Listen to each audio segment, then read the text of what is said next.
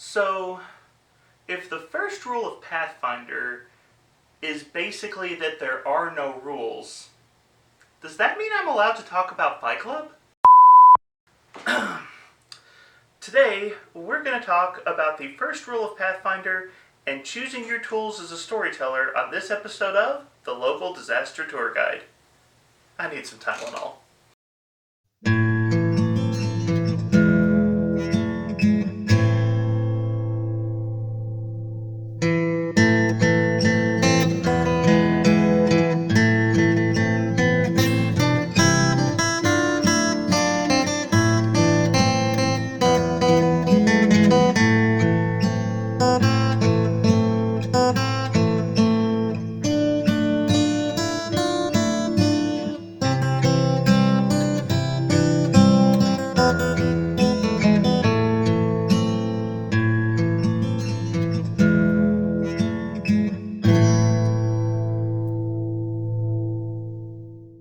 Hello travelers and tourists, my name is Mark and I am the local disaster tour guide. That's right, I am a storyteller who probably didn't need another reminder of just how much power I probably should not have been given. Welcome to a journey through the fantastic world of TTRPGs like Pathfinder and Starfinder. Today we are continuing our Storytelling in Pathfinder 2e series, which is a series of videos where we are studying through the Gamemastery guide for Pathfinder 2nd edition.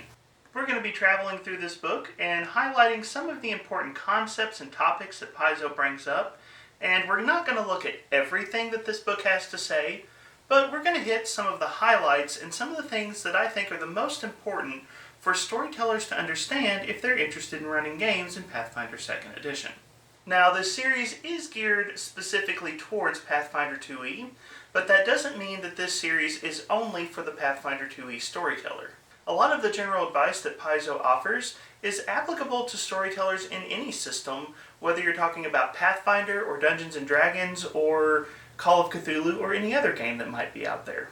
And even on the mechanical side of things, even though this book discusses things from the Pathfinder 2e rule set point of view, one of the things I've discovered over the years of storytelling is that when you explore several different games, you can often find elements in one game that you can adapt to another game and enhance the game that you're playing. So it is my hope that this series is going to be beneficial to storytellers of all skill levels, whether you're a beginner all the way up to advanced, and for storytellers of any and every RPG out there.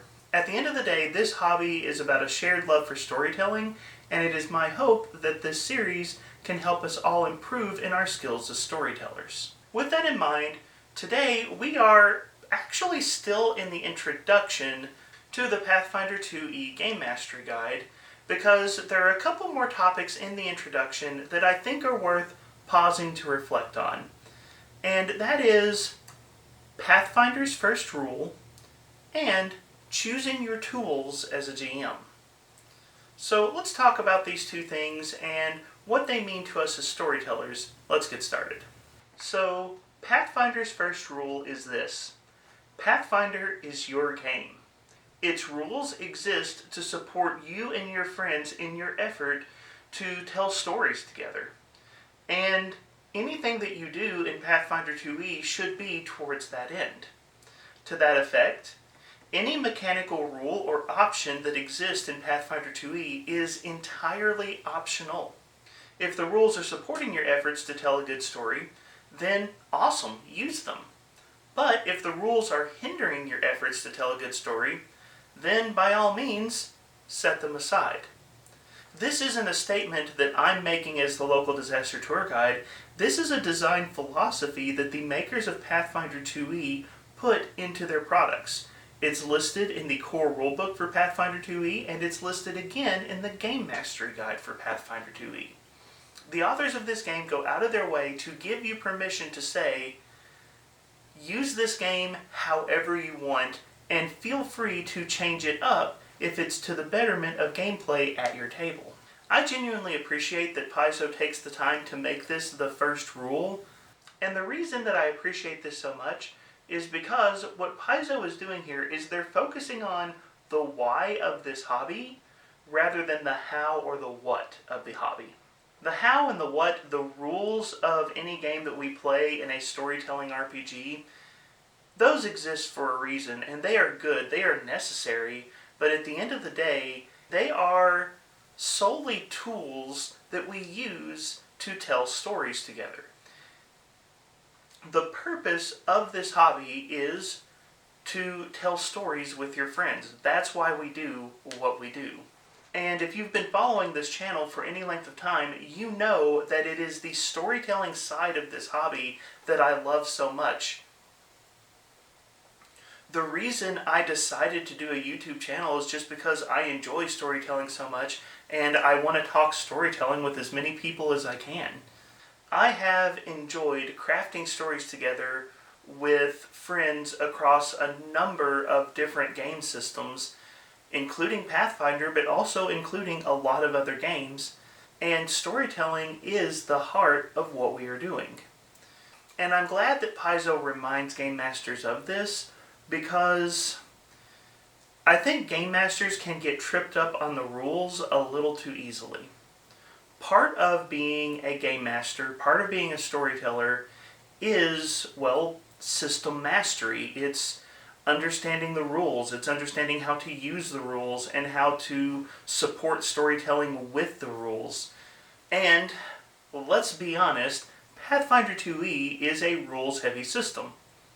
Now, granted, coming from Pathfinder 1e, I've got to say rules-heavy is definitely a relative term, but Pathfinder 2e is definitely a system with a lot of rules, with a lot of nuance, with a lot of different mechanical bonuses and penalties and options. There is a lot to this game. And I think that storytellers very easily can get so lost in the rules that they forget the story that they are actually telling. At the end of the day, it doesn't matter how many hit points the ogre has. It matters whether or not your party feels the thrill of victory or the sorrow of defeat in trying to take that ogre down. And so, Paizo wisely reminds storytellers, when it comes to the rules, remember that they are secondary to the story. You have permission with any rule in this game to say, I don't want to do it that way. And if you're a new storyteller especially, that can feel a little weird. It seems strange. Paizo has taken the time to write all of these rules. Shouldn't we use all of these rules? Well, yes, if we want to, but we don't have to. And that's the important distinction. When Pathfinder 2e dropped, I remember telling myself, I will not home rule or homebrew anything for this game until I have played it for at least a year. I was serious on that. When you're learning a new system, it is always best to learn the system as is, and then once you have a grasp of the basics of the system, you can expand your knowledge of the system and start homebrewing and adapting the rules to better fit your table.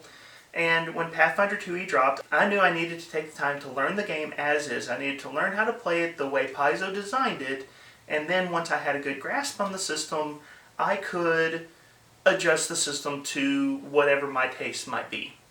And so that was my decision. I'm going to run Pathfinder 2e as is for 1 year, and then I'll start making adjustments. And then I threw a rule out about 20 minutes after I opened the core rulebook. Yeah, okay, so time to come clean. I don't like secret checks in almost any circumstance. Secret checks, for me as a storyteller, it just feels like I am stripping the agency away from players. And when I started reading through Pathfinder 2e, I saw that they'd gone out of their way to make secret checks a official thing inside of the game, and they'd even given it like tags and traits and a very clear delineation of this is when you use secret checks. And I was just like, no, I'm not doing that to my players. I don't like secret checks. Pretty much the only time in Pathfinder 2e I will actually use a secret check is for a spell like Augury or something like that. In almost every other situation, I'm going to let the player roll the dice. I'm not going to roll it for them. And like the strange thing was, even though I made the decision, I'm going to play the game as is for a year, like, the instinct to throw out secret checks was so strong, I did it instantaneously and didn't even realize I'd done it the first month. But, you know what? That's okay. My table, the relationship I have with my gaming group, I have fantastic players who I can trust and not to abuse the knowledge that they get from the checks that should be secret. There's no reason for me to use secret checks at the table. And so, since Pathfinder 2e dropped, I've been running the game pretty much as is, but without using the secret check rules in almost any circumstance. And guess what? It hasn't harmed my game. You as a storyteller have the freedom to use, discard, or adapt any rule in Pathfinder 2e to better suit the style of play at your table and to better suit the types of stories that you and your friends want to tell together. And all of this, I think, boils down to a word that I've dropped a couple of times into this discussion already, which is the word tools. Pathfinder 2e gives us tools for storytelling. Now, in the introduction to the Gamemastery Guide, they talk about how the book is full of tools that storytellers can use to adapt and tell the kinds of stories that they want to tell, but they emphasize that you should use the tools that you want to use, and you shouldn't feel obligated to use tools that you're not comfortable with or that you don't feel add to the story you are telling. Now, the conversation around tools in the book is pretty clearly aimed at the different resources they put inside of the Gamemastery Guide. There are rules for building monsters, and if you want that tool set, you have it, but don't feel obligated to do that if you're not comfortable with that element of game design. However, I think the conversation around tools can be broadened a little bit to kind of ask the question, what tools do we need to tell stories in any game, really, but in Pathfinder 2e in specific? When Pathfinder 2e was released, I had the core rulebook, I had the bestiary, and I had the Game Master screen. The Game Mastery Guide didn't release for a while, and yet I ran several successful games using just those few resources. Now my Pathfinder 2e collection is much larger. I've got several of the Lost Omens series books, and I've got the bestiary battle cards, and I've got way too many pawns. Seriously, I was going to do a skit about all of the stuff that I've collected as a storyteller, and I just didn't feel like trying to lug out all of the Pathfinder pawns I have. I have a problem, and my wife just keeps encouraging it. Help! I have the Advanced Player's Guide. I have the Game Mastery Guide. I'm going to be getting Secrets of Magic here soon. I have all of these different tools that Paizo has dropped, and I enjoy using them because they help me to tell great games, but the reality of the situation is I don't need them. As a game master, as a storyteller, I have the option to use the tools that I'm comfortable with and that I think are going to benefit me. And especially for new storytellers, one of the things I want to encourage you is don't be afraid to start small when it comes to Pathfinder or really to any other game that you might be playing. It may be that the core rulebook and the bestiary for Pathfinder 2e may be more than you want to try to tackle as a new storyteller, but you're still interested in running games. You can actually step down a little smaller than those tools and try something like the beginner box and the follow-up adventure called Troubles in Otari. You don't have to use everything right out of the gate. I remember several years ago when I was a much less experienced storyteller, I was running a Dungeons & Dragons 3.5 game, and there was a person who wanted to be in my group, and they wanted to use the psionics rules from 3.5, but I was not familiar with the psionics rules. And this person pushed and bullied and just wouldn't back down until I let them run a psionic character. And I was really uncomfortable, but I felt like I had to do it because that's what they wanted as a player. And after the game, I actually had a couple of other players in the group come up to me and say, "Mark, do you want our characters to kill his character?" And it kind of made me stop, and they're like, "Mark, he was being rude to you. You obviously weren't comfortable, you didn't have to use those rules. And that was the first time where I really realized that as a storyteller, I have control about what I allow in my games and what I don't. I love the content in the Advanced Player's Guide, but if I was going to play with a storyteller who was not comfortable with those rules, if they said, "Mark, we don't want you to play an oracle," then I would find a way to play a character from the core rulebook out of respect to them as a storyteller.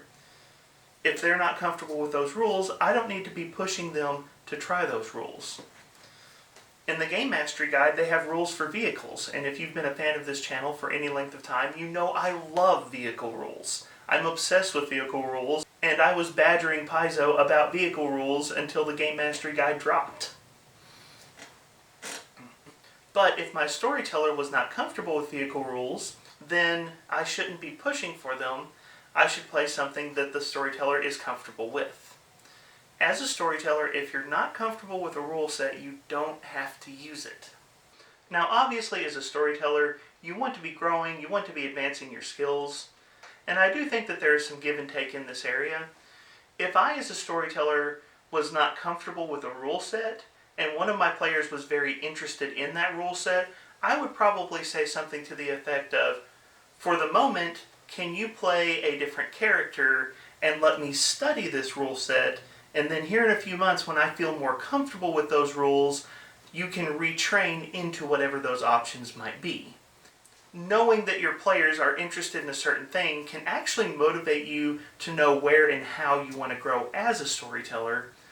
But as a storyteller, you should never feel forced to use a tool that you're not comfortable with. Your players should be having a good time and they should be comfortable at your table, but you should too.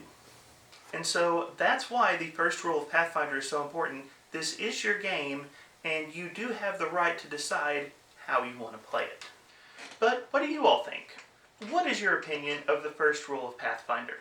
Do you think it sounds a little crazy for such a rules-intensive game to be so nonchalant about discarding rules, or do you think that this is a healthy philosophy for game design to embrace? For the Pathfinder 2e storytellers in the audience, are there rules in 2e that you discarded, sort of like I discarded secret checks, or are there rules that you're not comfortable with and not sure if you want to keep in the game or not? Do you have any suggestions for new storytellers who are trying to figure out what tools they should use to get started in the craft of storytelling? Leave your thoughts in the comments down below. If you enjoyed this video, like it and share it. Subscribe to the channel to be part of the ongoing conversation. If you'd like to get more involved with the Disaster Tour Guide community, feel free to check out my free Discord community, which is linked in the video description below. Also, if you're interested in supporting this channel financially, I do have a Patreon page that you can find linked in the video description as well. I will admit, at the moment, my Patreon page is very simple and basic, but I do hope to develop and grow it over time. Thank you so much for being a part of the conversation, and have a wonderful day.